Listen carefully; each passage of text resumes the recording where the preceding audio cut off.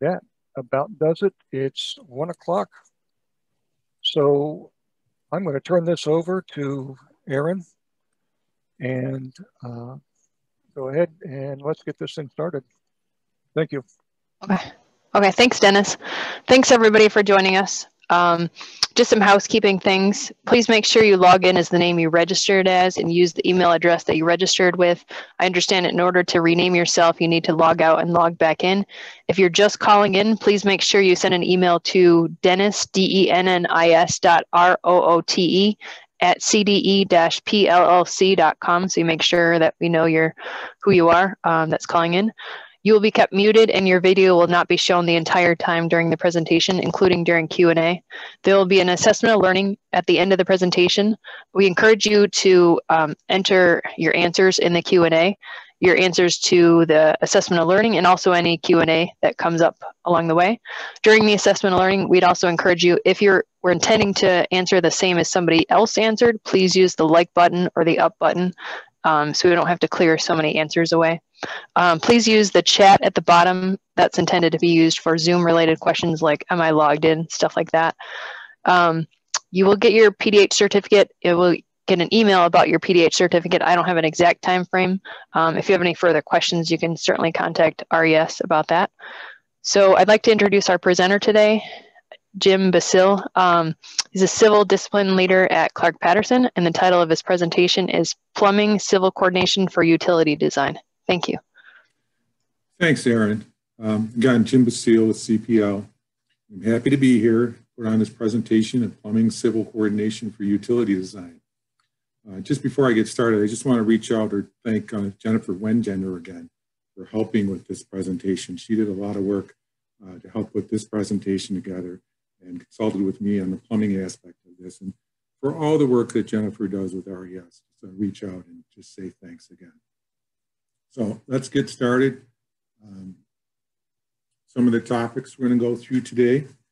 We're going to talk about who typically does what and why, the typical separation between plumbing and civil disciplines, and the coordination between those disciplines and why that's important.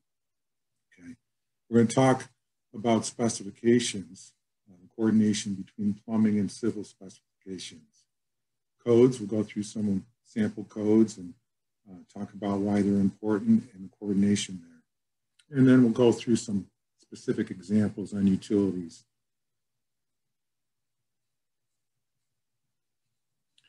We'll start out with who's who. So very broad-based, plumbing engineers work on utilities inside the building, and civil engineers work on utilities outside the building. And there's a lot of overlaps there, but in general, that's the division there. Plumbing engineers inside, civil engineers on the outside. And we'll get a little bit more into that division later in the presentation and how that's defined. And there's also other engineering disciplines that are involved: mechanical, HVAC, electrical, and structural engineers. We're not going to talk a lot about them, but they are involved with coordination. A few of the utilities that we're going to go through that require coordination: domestic water, fire protection, sanitary, grease and oil separators, storm sewers, natural gas, the electric service, propane and fuel oil, medical gas, lighting. And there's other site features. We'll talk a little bit about coordination for pools, fountains, irrigation design.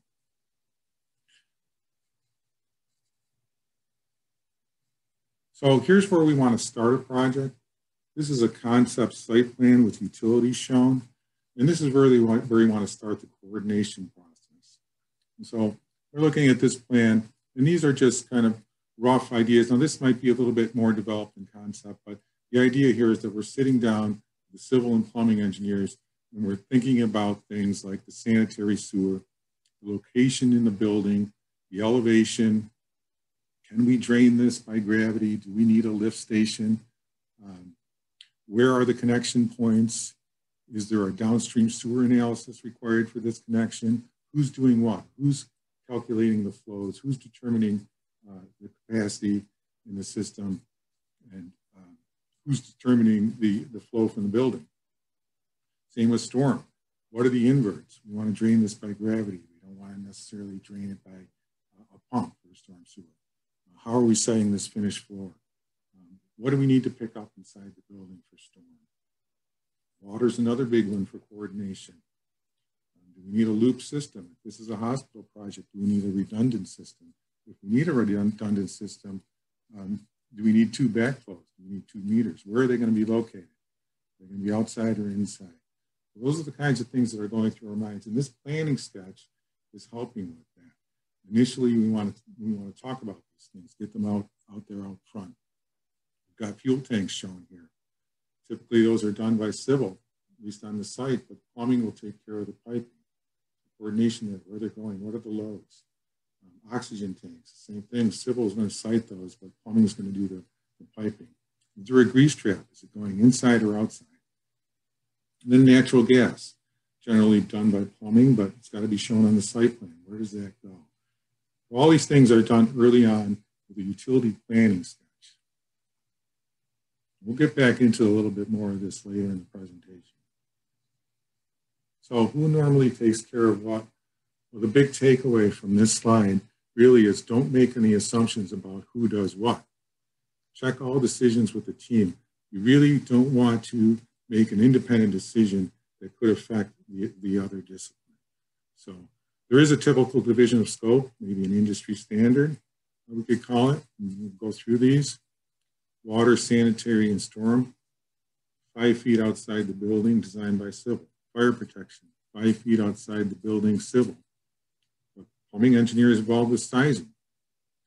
Gas, designed by plumbing, coordination with the utility company. There's will serve letters up front, typically done by civil, making sure that they have capacity. Electrical, same thing, designed by an electrical engineer, but we need will serve letters. We need coordination with the utility company. Who's going to do that? Depends on the scope of the project. But typically, that would be done early on by the civil engineer. Excuse me, Jim, could you turn your mic up or sure. speak a little bit? Yeah, we're just, we're getting a little bit of, we're getting some sound issues here. Thanks. Hold on a second.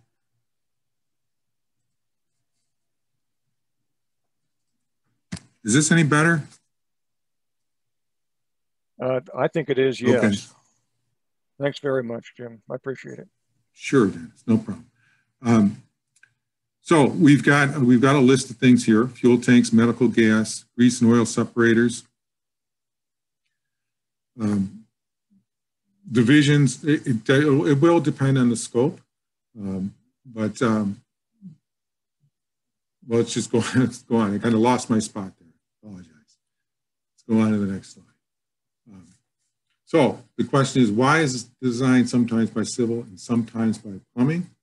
Again, it depends on the scope. Smaller scope project, a limited scope project, a plumbing engineer may do the entire project. For example, a grease interceptor may be located outside the building, but most of the work is done inside the building for that project. So that plumbing engineer may take that grease interceptor and do that design and show that on a site plan and take that entire design over.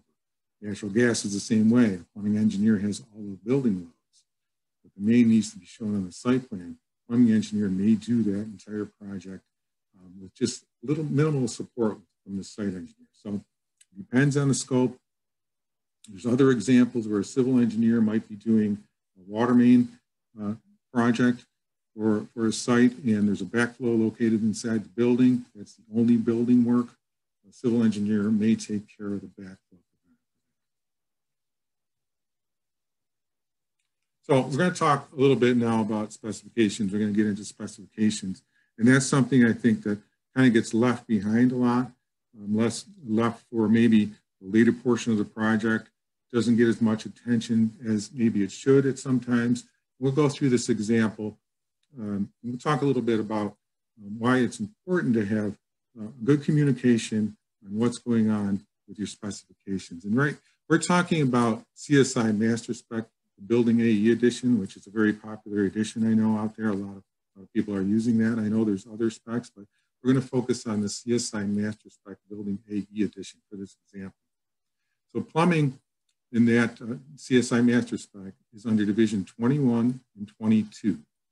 Okay, and civil would be 31 through 33. Now, in division 21 for fire protection and for plumbing, there are provisions for underground pipe, meters, and backflows. So utilities outside the building footprint, okay, within the plumbing division. And then in the civil division, we look at our earthwork, division 31, it's called out and referenced in division 21 and 22 for excavation and backfill. So there's a coordination item right there. And then if we look at division 33, it's written by civil, we want to make sure it doesn't conflict with division 22 utilities. We'll look a little bit closer at that in a minute. So the point here is that we want to make sure that we don't have conflicts between specifications and drawings. Okay, so let's look a little closer at this. So if we look at the civil division 33 utilities, we see right away that there is no site water and sewer. So where is that? Where is that found? That's found in division 22. Okay, that includes, remember components outside the building for facility water and sanitary sewers. Why is this important? Because if we're dividing our project up, there's a division of specification. If you're working under Wick's law and you have a construction manager who's dividing work up, the plumbing engineer may not get, or the civil or the site work contractor may not get the facility water distribution piping or the sanitary sewer as part of their package. So you have to make a decision there. You have to be very clear what we're doing. And if we're referencing a civil spec and a plumbing spec, you got to make sure that that spec is going to be part of the plumber's work. So making sure that it's clear in the specs, it's clear in the front end of the multiple contract summary. If necessary, we make that clear where the specs are. So a coordination issue. We get a little bit further into this, specifications of where this might become an issue. So here we're looking at a storm sewer, a cast iron storm sewer. Can I just interrupt? I'm sorry. This is Erin. Getting other complaints about the volume. What you did previously did work, and then it seems to have become a bit more muffled. I don't know what you did last time. That seemed to work. Sorry, I apologize. Thank you. Yeah. No problem. Thank you. I'll try to get the mic a little bit closer. That might be helpful. I think it's better. It's better right now. Okay. Okay. Apologize for that. So we're looking a little bit closer at specifications. In this particular case, this is a storm sewer that was supposed to be installed and designed to be installed beneath a building. Okay, so this fell in the plumbing contract, and it was to extend out into the site, into a manhole in the site.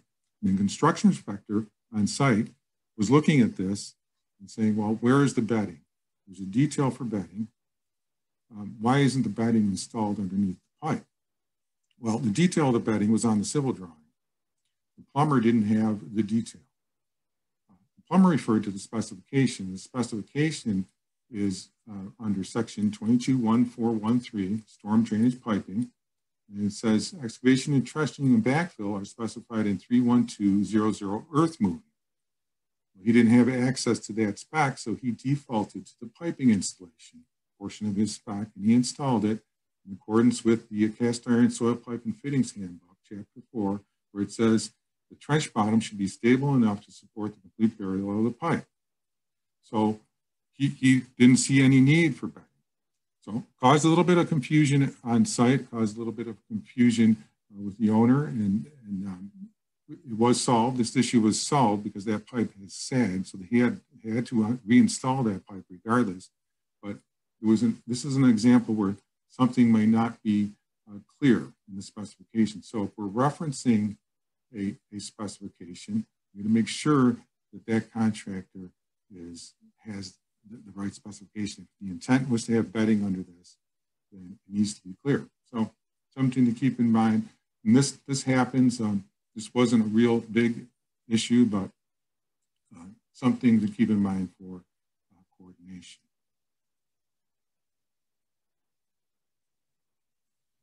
So now we'll talk a little bit about applicable codes. This is not an exhaustive list of all the codes, but these are the major codes we're going to use as we get into utility design. Water, we can look at New York State Plumbing Code, State Sanitary Code, AWWA, NSF, 10 state standards, and local requirements. Fire, New York State Fire Code, NFPA 24, NFPA 13, AWWA, ISO, and local fire marshal requirements. For sanitary, New York State Plumbing Code again, and a DC standard for wastewater treatment works. And there's a difference there. And, that's one of the things I think we'll talk a little bit more about.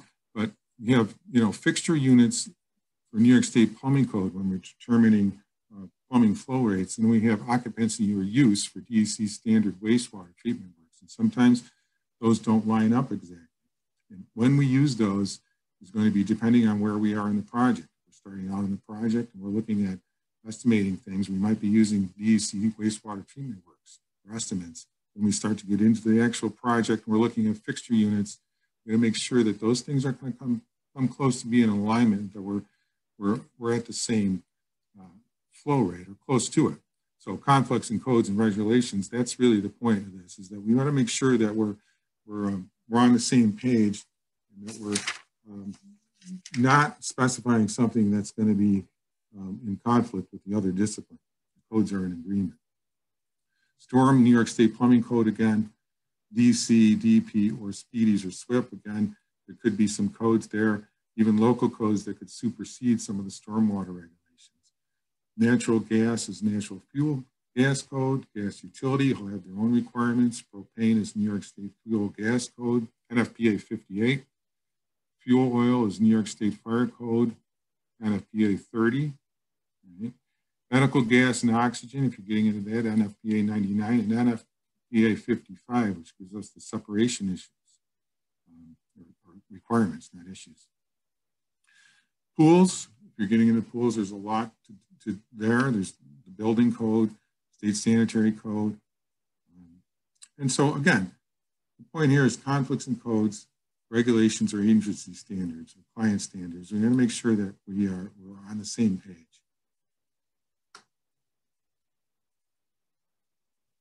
I'll talk a little bit more specifically about certain utilities. We'll start out with water. So water service coordination involves plumbing and civil and the utility provider. Typically, plumbing determines required peak, instant, and average and daily flows and hourly flow rates, which determines the pipe size.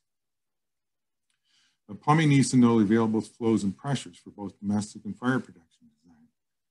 So again, we look a little bit back at the codes. There's 10 state standards, which says 20 PSI minimum at all points, 60 to 80 PSI normal working pressure, and not less than 35 PSI. NFPA, 20 PSI minimum, 1,500 gallons a minute in 2 hours. And the local codes may vary, but generally follow NFPA and 10 state standards. So knowing what we're designing to, knowing up front, what are the parameters? Civil usually facilitates hydrant flow tests. It's something we want to get up, do those early in the project. We're going to need pumps. We're going to need tanks for water. So again, coordination between what are the flows, what are the requirements from the plumbing end, and what do we actually have available to us. So we're looking here at backflow preventers in these two photos. RPZs inside the building. That would be a plumbing design. Or is the RPZ outside located in a heated enclosure? It would be a civil design. Cross-connection control, backflow preventers are a team effort, depending on inside or outside the building.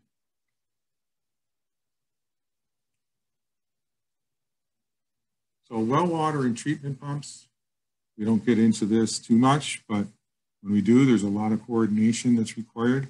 Civil team has more experience with well water and treatment design typically.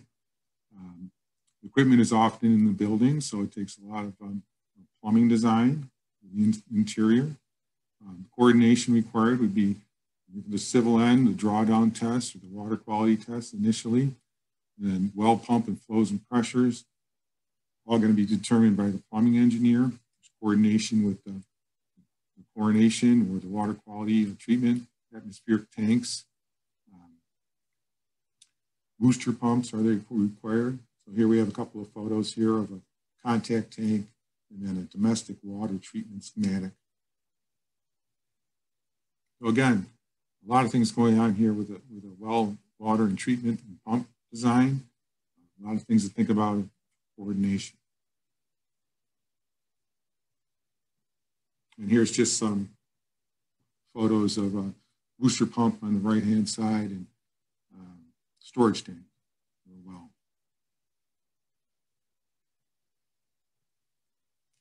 So fire protection, water, and equipment.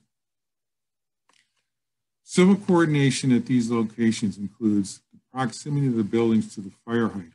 So the hydrant should be within 50 feet to the Siamese connection. So knowing where that Siamese connection is going to be important to the civil engineer. In fact, that should actually be shown on the utility plan, the site utility plan. So the fire marshal, whoever's reviewing this, will know where, at least be able to review where the hydrant should be. Proximity of buildings to the fire service access road, very important. Got to get fire trucks up to the building or up to the Siamese connection to wherever it is. We have to have the right service access routes. Post indicator valves, are they needed? And if they are needed, where do they go? They need to be shown on the site plan. Okay.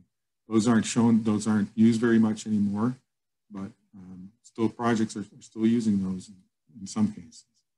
So coordination issue there. Diesel fuel tank and fill ports for pumps. Where are they located? And I think those should be shown on the site plan, right?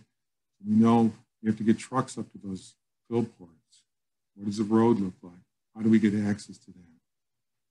Pressure relief valves are another big coordination item. When we look at this photograph, we see I have a pressure relief valve, and underneath it, there's a lot of erosion there. Okay, those relief discharges can be up to 500 gallons a minute. And if it's happening every month, the monthly tests, you don't have anything underneath it, you're going to get erosion. So splash pad locations, concrete versus gravel versus mulch, those type of decisions. You can think about those things, again, before something like this happens. Pitching away from grade of the building, adding French drains or catch basins.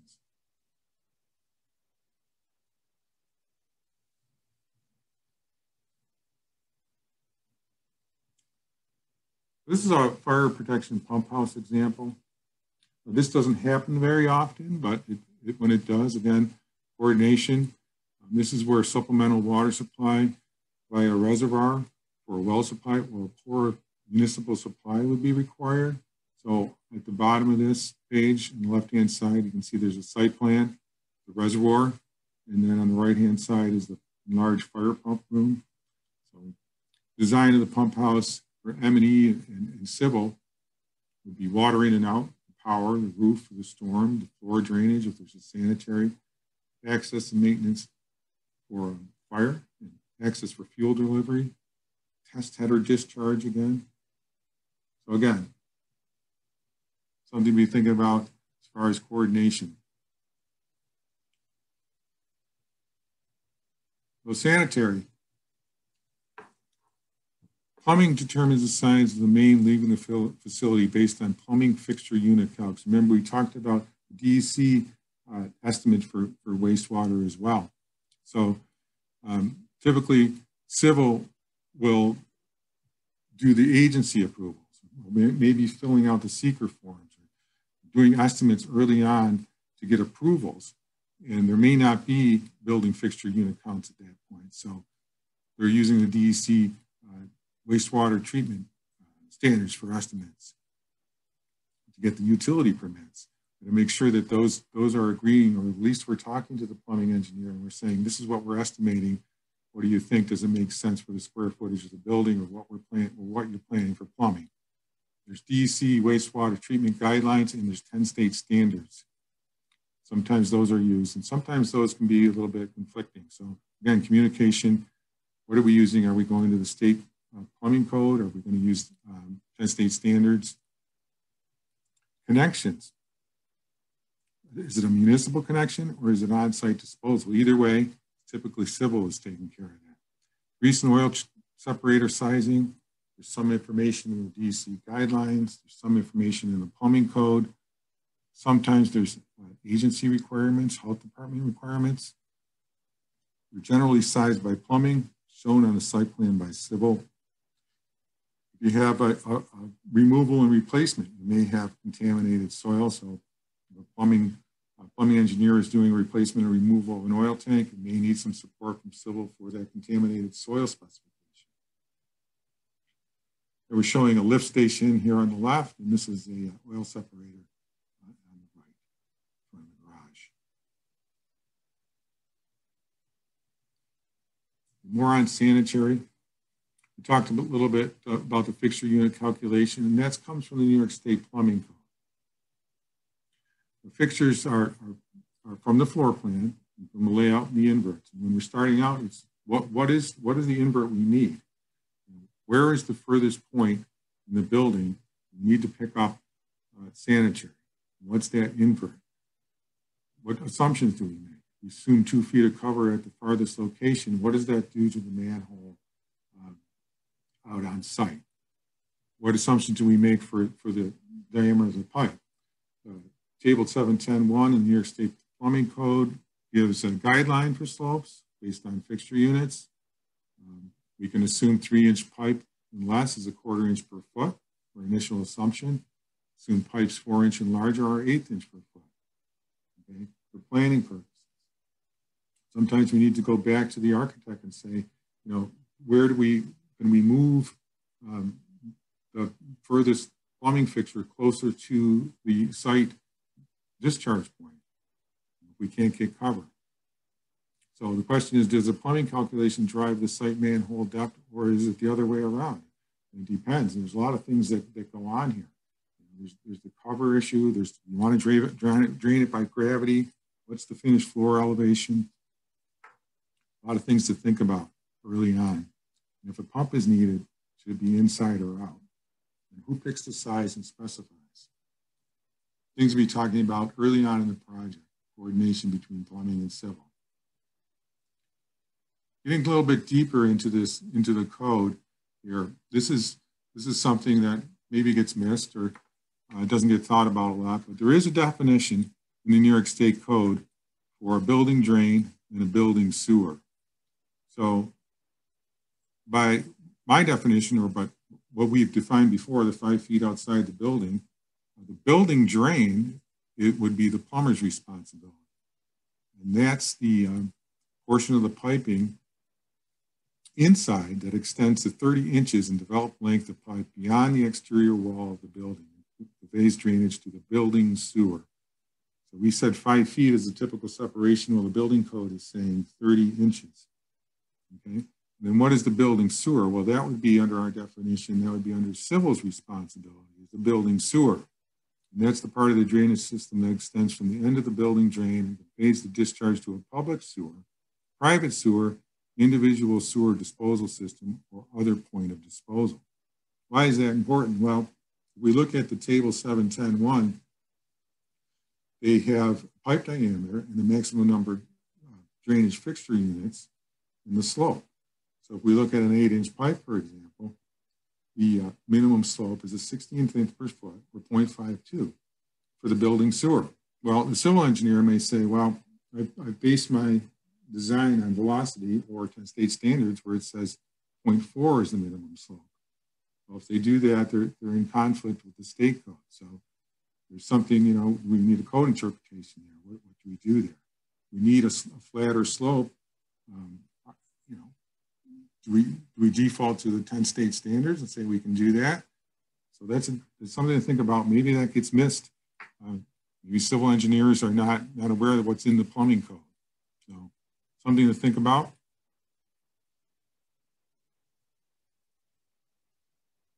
Clean out some manholes, another portion of the New York State Plumbing Code. Building sewers again. Remember, building sewers are outside the building.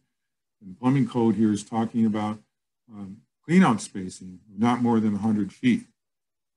Coordination issue.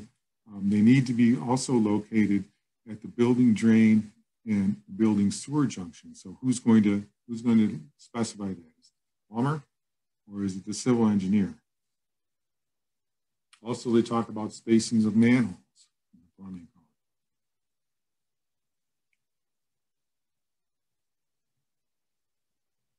Whoops, a little too far there. So storm and miscellaneous discharge. So for storm leaders, it's best to have those inside the heated building, obviously, below discharge for grade. But that's not always the case. Sometimes we have canopy drains. They often must be exposed. For secondary storm, you must daylight. So we're going to think about for coordination for civil, if they're going to daylight, where are they going to daylight? Landscape needs to be coordinated. Again, we need splash pads. If you have siphonic roof change, those typically will have a relief manhole at the base, and that's be located outside. Where is that? How far away from the discharge point do we put that? Fire pump relief, we talked about that. It can be 500 gallons a minute. Right?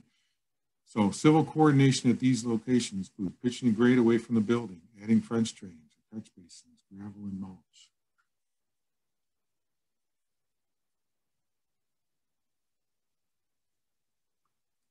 Natural gas service. This is typically done by the plumbing engineer, but again, underground main and gas meters are shown on the civil drawing. Design is also done by the utility provider. So getting early on of what we need for loads, working with the plumbing engineer on design loads, and then getting to the utility company for will serve letters. That's usually the civil portion of it, and then locating the meters outside the building, where they're going to be, and where is that gas line going to be on site would be the civil as well.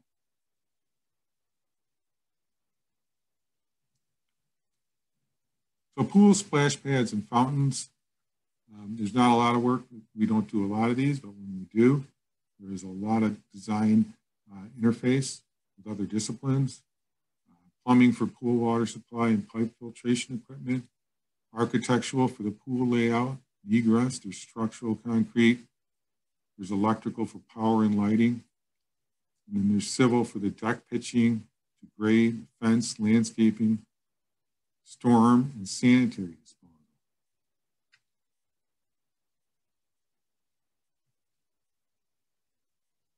So propane, fuel, oil, gas, and other garage type services.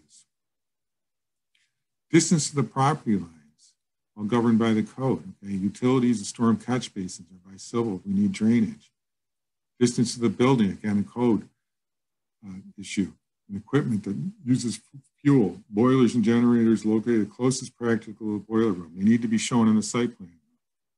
Who's doing the spec for that? Okay. Double wall and containment, spill containment, it needs to be decided. Typically that's done by plumbing, but we're working with civil. It's a fire rating, fire suppression systems, where are they going? Bollard protection, fuel monitoring equipment, regulations, and regulators and alarms, and DEC permits. Who completes and submit these? That's typically done by civil, but it could be done by plumbing as well. So knowing and talking about that up early in front in the projects is helpful, coordinating that.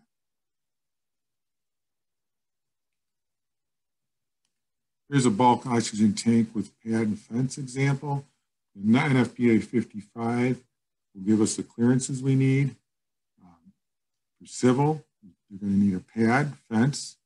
There's going to be structural input for the foundations and footings, the tank size and specification by plumbing, phone and power and pad by electric. There's architectural input for screening features.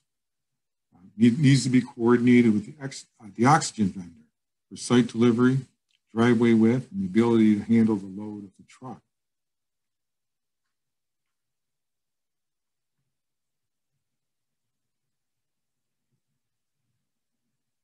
So we're gonna recap here. The end here is getting to the end of this. back to our utility planning sketch. So this is a hospital planning sketch. And again, looking at coordination for sanitary sewer. Is it going to be public? Do we need a public extension of the sanitary sewer? Or can it be private? Same as water. Do we need to extend the public water main? Can it be just a private service in? Gas and electric. The availability of all these services is typically done early on by civil. For water main, is there a need for a redundant water service, loop for multiple connections? If there is, then where's our meters? Where's our backflow? Is it at the road? Do we do it inside the building? The important information from the utility company, for example, a hydroflow test will determine whether we need a pump or a tank or booster pumps. So that's something we want to coordinate early on again. Fire hydrant coverage. Where's the nearest fire hydrant? Is the building sprinkler? And a big one are the inverts of the sanitary and storm. Will pumps be needed? What's the finished floor elevation? Can we raise the grade? We want to drain things by gravity, if possible. Bulk oxygen. Code for the proximity to other services, NFPA 55. Right? Fuel, oil, and propane. Access for delivery. Okay? Make sure that the roads are adequate. Kitchen and grease interceptors, are they inside the building or are they outside the building? If they're outside the building, where are they? Do they have access for cleaning? And then electrical coordination, lights, generators, and transformers. So all part of the initial utility planning sketch. And I think that ends the presentation. We're ready for our quiz.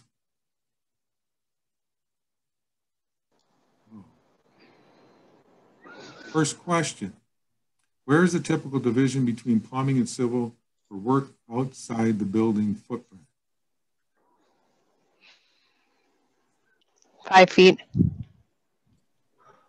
We're seeing 5 feet. It's 5 feet, right. That is correct. What is the CSI specification division? Will one find the plumbing specification? What CSI specification division will one find the plumbing specifications? 21 and 22 is what we're seeing on some of these. Yeah, Division 22 is plumbing, Division 21 is fire protection. Who typically is responsible for facilitating the hydrant flow tests?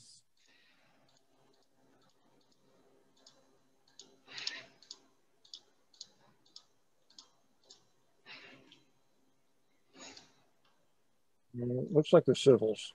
Yep, civil. Yeah. Civil engineers, okay. Building sewers smaller than 8 inch shall have cleanouts located at intervals of not more than how many feet?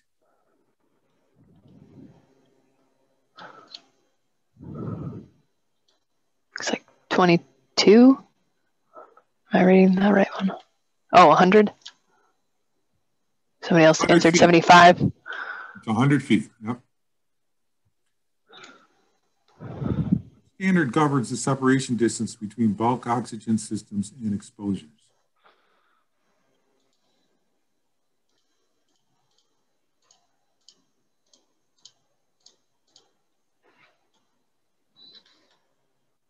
Seeing NFPA 55 here is what a lot of folks are typing in.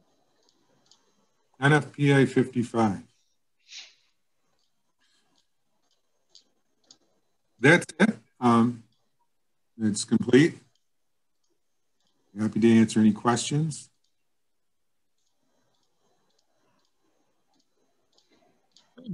Scroll back up here and see. Give us a second here to get these.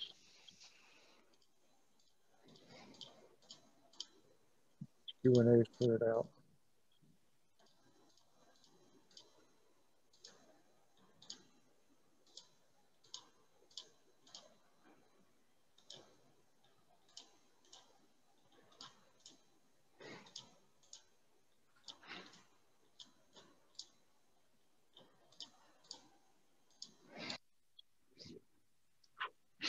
Yeah, Jim, just stand by here just a second, if you would, please.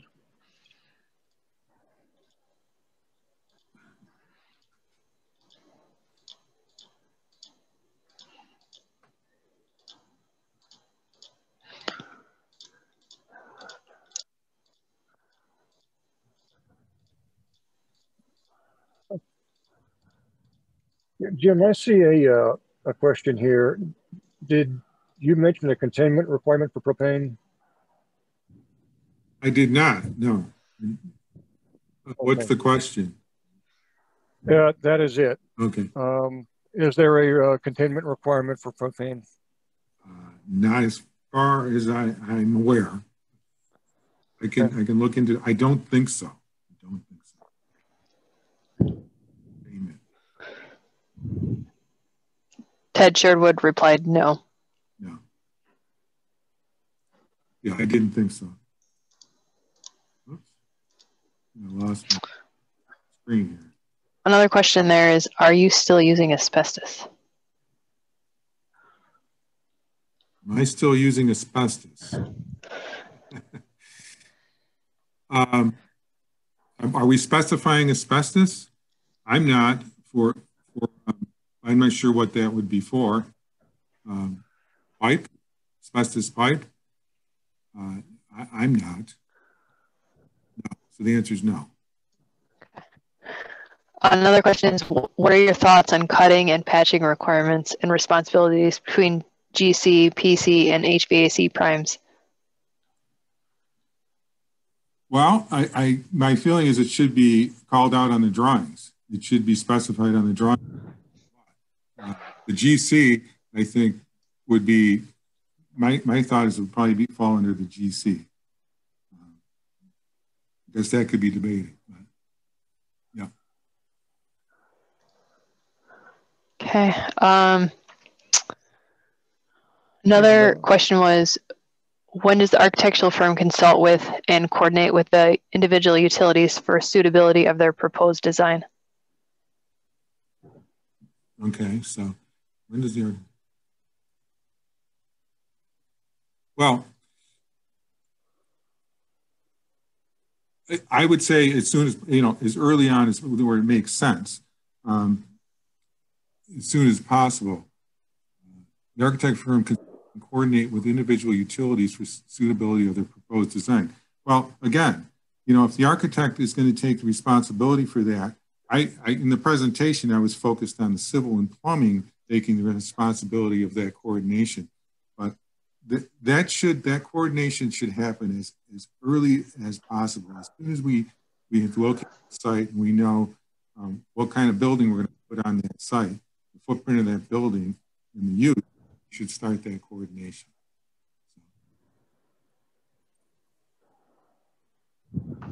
Okay. Just a clarification. Dennis, do you see any there? No, I just see one that just a clarification. Asbestos is not available now or allowed to be used inside the buildings. So.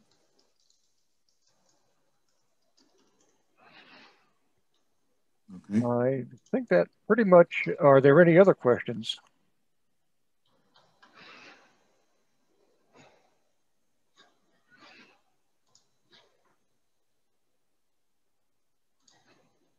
That being said, Jim, again, we thank you very much. It was a very informative presentation. This one really got into the weeds about who does what, and that's something that I think that as design professionals, we do need to hear. So thank you very much. If there are no further questions, Jim, do you have anything else, Aaron? No. Thank you, Jim. Thank you. Yeah. Thank you very much. And we'll see most of. Oh, sorry. Here's another question that came through.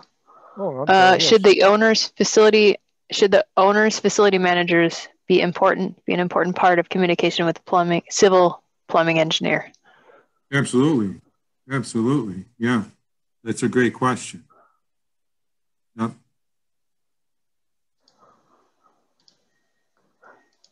Okay. That's all I see. Thank you very much. Okay, thank you. And we'll see most of you back See here the in rest. 35 minutes.